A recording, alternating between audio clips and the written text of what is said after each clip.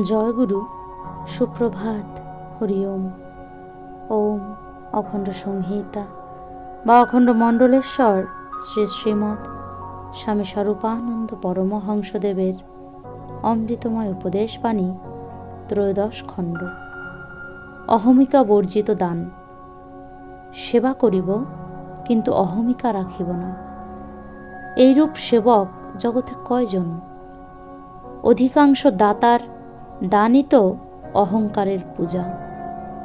কৃপণকে দাতা বলিলে, লম্পটকে জিতেন্দ্রিয় বলিলে, কানাকে পদ্মলোচন বলিলে, তোতলাকে বাগ্নিপ্রবর বলিলে, এই তোষামদের জোরে যে দান পাওয়া যায়, তাহা কি পবিত্র বস্তু?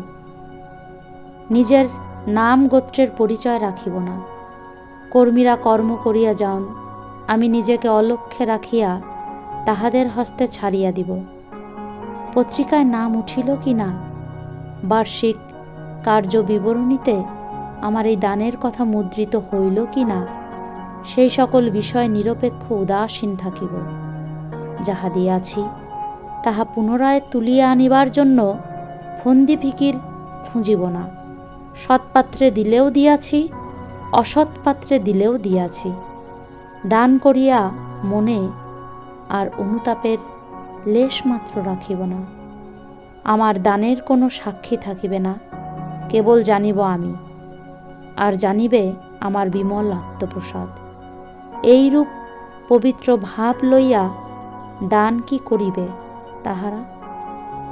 যাহারা ঈশ্বরে অবিশ্বাসী, পরধর্মে বিদ্বেষী, কদাচারী, অসংযমী, ইন্দ্রিয়পরায়ণ এবং হীন স্বার্থপর, শুদ্ধ চেতাই শুদ্ধভাবে দান করিতে পারেন।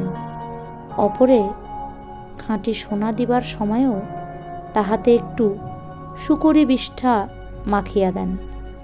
অহমিকাকে বলি দিয়া যে দান, সেই দানের প্রত্যাশা তুমি সর্বত্র কেন করিতেছ? হরি ওম।